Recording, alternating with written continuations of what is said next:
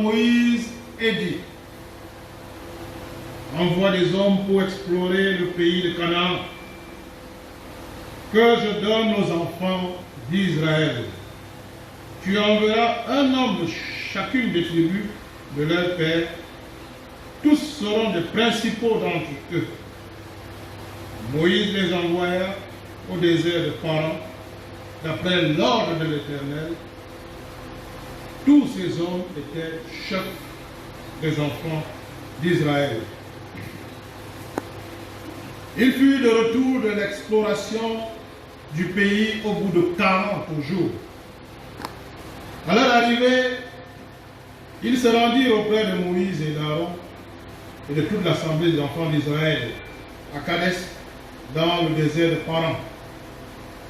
Il leur fit un rapport ainsi qu'à toute l'assemblée. Il leur montrait les fruits du pays. Voici ce qu'ils racontèrent à Moïse. Nous sommes allés dans le pays où tu nous as envoyés. À la vérité, c'est un pays où coule le lait et le miel. Et en fruits, et en voici les fruits. Mais le peuple qui habite ce pays est puissant. Les villes sont fortifiées, très grandes. Nous y avons vu les enfants d'Anak. Les Amalécites habitent la contrée du Midi. Les Étiens, les Jébusiens, les Amoréens habitent la montagne. Et les Cananéens habitent près de la mer et le long du Jourdain. Caleb fit taire le peuple qui murmurait contre Moïse. Il dit, montons, emparons-nous du pays, nous y serons vainqueurs.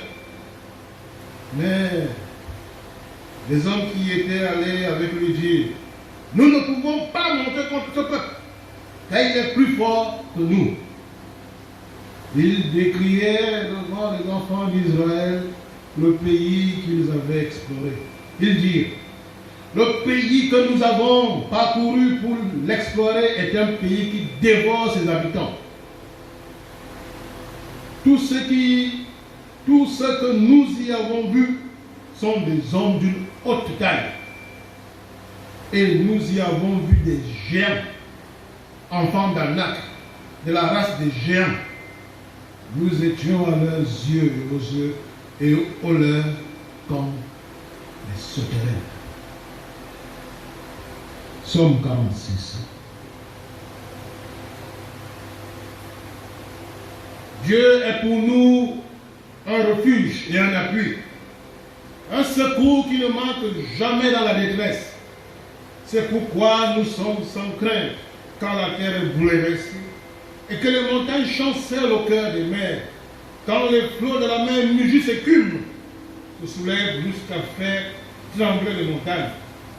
Il est un fleuve dont les courants réjouissent la cité de Dieu, le sentier des demeures du Très-Haut. Dieu est au milieu d'elle, elle n'est point ébranlée. Dieu la secourt dès l'aube du matin. Les nations s'agitent, les royaumes s'ébranlent. Il fait entendre sa voix, la terre se fond d'épouvante. L'Éternel des armées est avec nous. Le Dieu de Jacob est pour nous une haute retraite. Veillez et contemplez les œuvres de l'Éternel, les ravages qu'il a opérés sur la terre. C'est lui qui a fait passer les combats jusqu'au bout de la terre. Il a brisé l'arc. Il a rompu la lance. Il a consumé par le feu les chars de guerre. Arrêtez et sachez que je suis Dieu. Je domine sur les nations. Je domine sur la terre. L'Éternel des armées est avec nous. Le Dieu de Jacob est pour nous une haute retraite. C'est la parole de l'Éternel. Avant de suivre ce message, il s'inscrit en droite ligne de notre vie actuelle. Pour la petite histoire, pour que nous puissions un peu comprendre ce qui se passe, c'est que le peuple hébreu, comme nous le savons, était en captivité en Égypte. Le Seigneur y a envoyé Moïse et Aaron son frère pour les libérer pour les amener vers une terre promise. Et comme le passage le dit, Dieu a dit, je vais vous donner cette territoire. Alors, après avoir fait près de 40 ans dans leur marche, ils sont à quelques kilomètres de la terre promise. La terre que Dieu, dont Dieu a déclaré, je vais vous la donner. Il dit à Moïse, c'est quoi? Envoie des espions. Regardez ce qui se passe. Regardez le pays et qu'ils viennent nous dire ce qu'ils ont fait. Il dit à Moïse, choisis 12 chefs, les chefs de chaque tribu d'Israël. Et ils sont enterrés. Ils sont revenus. Mais qu'est-ce qu'on constate à leur retour? Il y a deux tendances.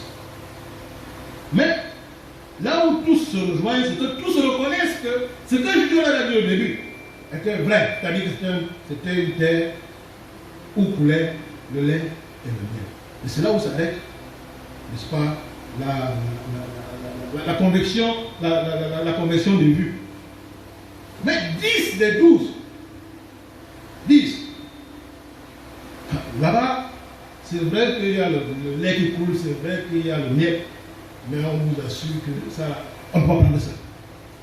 On ne peut pas, parce que ce que nous avons vu là-bas, un peuple qui est fait de gens, nous étions à nos propres yeux et à leurs yeux comme des sauterelles. Vraiment, ce n'est pas, on ne peut pas penser. Mais de l'autre côté, deux personnes seulement. Caleb, de la tribu d'Éphraïm, Josué de la tribu de Juda, disent non. Dieu nous a dit qu'il va nous donner cette terre. Allons-y.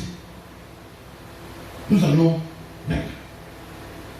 Mais ces deux, si vous lisez la suite du passage, vous allez vous rendre compte que ces deux-là sont apparus comme des traits. Parce que le prophète dit, mais vous nous envoyez où? Voilà qu'on nous dit qu'il y a des gens là-bas, voilà qu'on nous dit qu'il y a des gens. Vous voulez nous envoyer?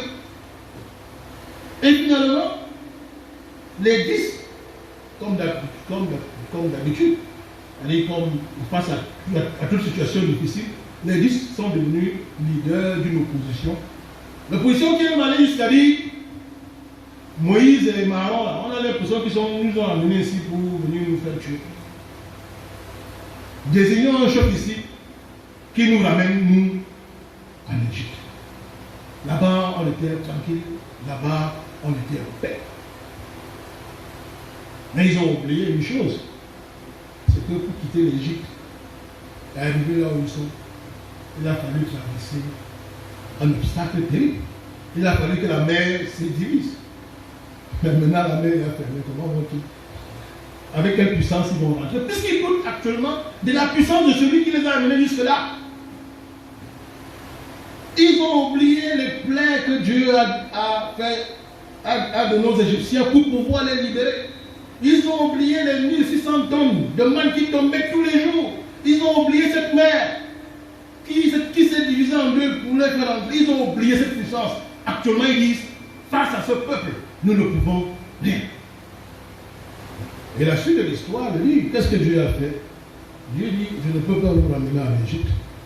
Alors, vous allez, je vous ramène où? Dans le désert. Où vous allez passer 40 ans. 40 ans pour réapprendre qui est Dieu. 40 ans pour découvrir qui je suis réellement. Pendant ces 40 années, une nouvelle génération j'aimerais. Vous qui avez douté de moi, vous allez périr. Pour qu'enfin, de cette génération naisse ceux qui réellement vont croire en moi. Et l'histoire le dit, seul Caleb et Josué ont survécu. Et si vous lisez la suite, vous allez voir. C'est pour ça que le royaume de Juda est devenu un royaume. Représentant du royaume de Juda, Josué. Israël, Ephraïm, Caleb. Chers frères et sœurs en Christ, c'est un passage digne d'enseignement. Et c'est pour ça que je veux qu'aujourd'hui nous prenions comme thème Géant ou sauterelle, qui es-tu? Que vois-tu? Géant ou sauterelle, qui es-tu et que vois-tu? C'est une interpellation qui nous concerne, chacun d'entre nous. Est-ce que tu te vois comme un géant? Est-ce que ou alors tu te vois comme une sauterelle? Toi-même, d'abord. Et maintenant, quand tu regardes ta vie, quand tu regardes tes difficultés, penses-tu que tu es en face d'un géant? Ou alors tu penses que tu es en face d'une sauterelle? Géant ou sauterelle, qui es-tu et que vois-tu? Nous nous retrouvons ici face à deux possibilités, face à deux événements, peut-être même trois. Mais nous allons prendre les deux premiers pour que vous compreniez la position. Les situations que nous traversons dans notre vie quotidienne sont tellement difficiles, sont tellement rudes. Certains d'entre nous sont dans des foyers aujourd'hui qui dépérissent. Certains ont des difficultés dans leur travail. Certains ont des difficultés dans leur vie. D'autres ont des maladies graves. Bref, nous sommes face à des difficultés que nous n'arrivons pas à traverser. Donc nous avons devant nous ce que nous considérons comme étant des géants.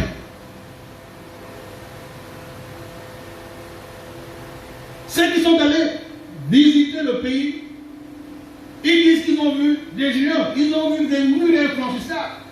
Ce sont ces murs que nous avons aujourd'hui face à nous chaque jour. Les difficultés que nous traversons. Nous traversons même notre société aujourd'hui. Si nous regardons seulement ce que nous vivons aujourd'hui, avec ce Covid-19, on se demande si un jour on va le vaincre. Donc pour ceux qui manquent de foi,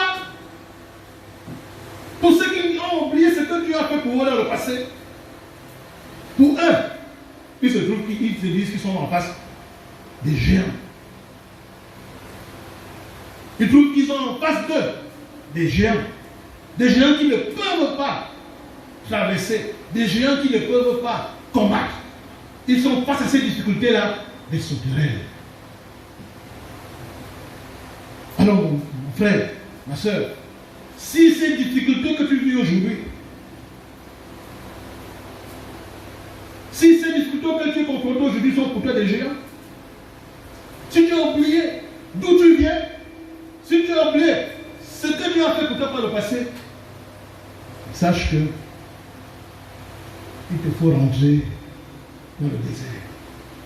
Il faut repartir au désert pour que Dieu te réenseigne à avoir la foi. Il faut que tu retournes au désert comme Dieu a ramené le peuple au désert pour dire: je veux vous reformer, je veux vous réinstruire. Si tu prends tes difficultés comme des géants que tu ne peux pas combattre, alors il y a un problème.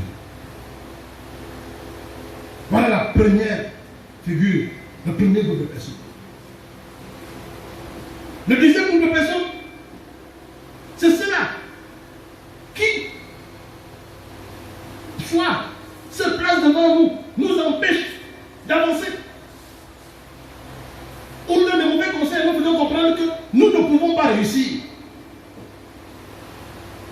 Ceux-là qui donnent des mauvais conseils, ceux-là qui sont là pour nous mettre des pots de banane, ceux-là qui sont là pour nous empêcher d'avancer, ils se placent en nous comme des géants qui faillent que nous combattre. Et ceux-là sont parmi nous. Ils sont autour de nous. Mon frère, ma soeur, si tu es pour l'un d'entre nous ici un géant, si tu es là pour te placer comme un mur, pour empêcher que ton frère avance, pour empêcher que l'église avance, alors tu as des problèmes. Toi aussi, il te faut retourner au désert. Il faut que tu repartes au désert. Réapprendre. Que Dieu te réapprenne qui il est et que tu comprennes que tu t'es perdu.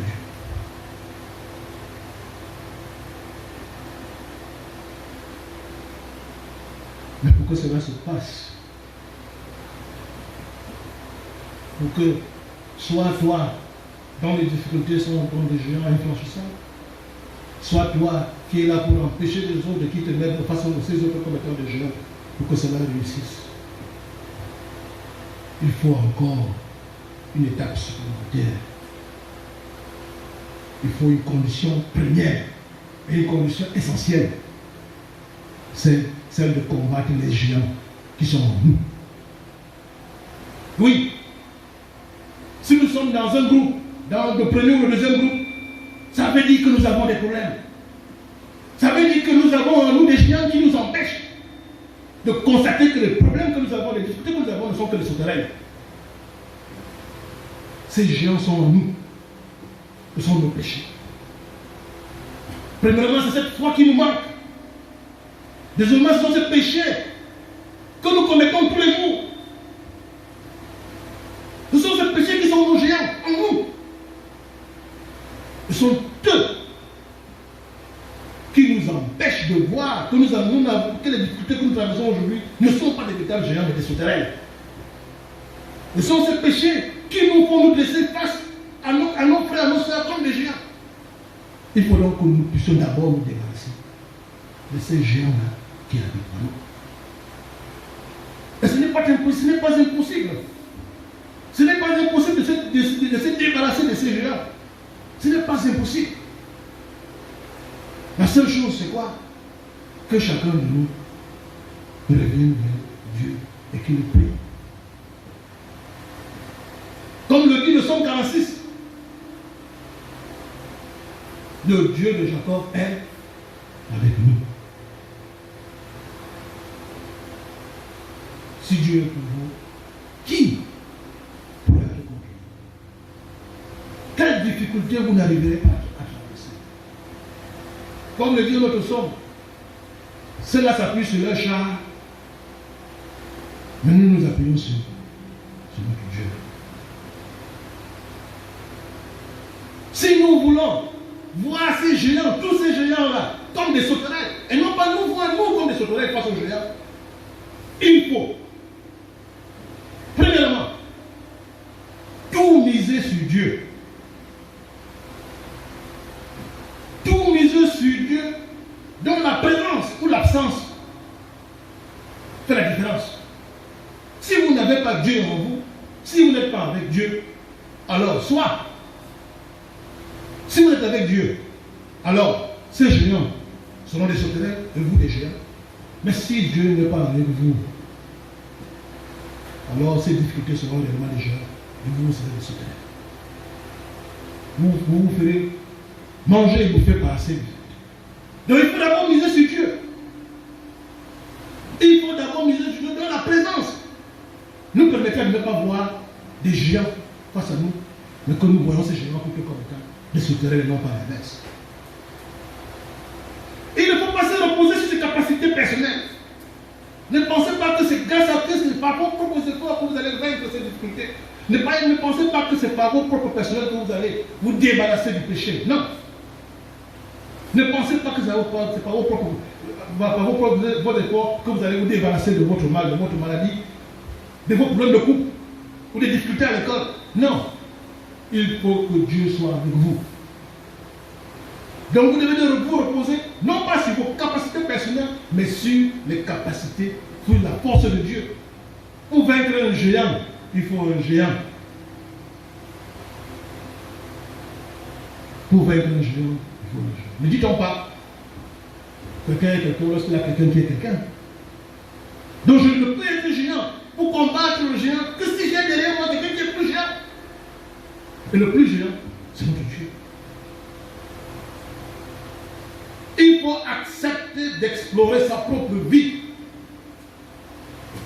Il faut accepter d'explorer sa propre vie. Chacun d'entre nous aujourd'hui doit s'asseoir et se dire, suis-je dans la bonne route? Est-ce que je n'arrive pas à m'en sortir parce que est-ce que ce n'est pas parce que je suis loin de Dieu?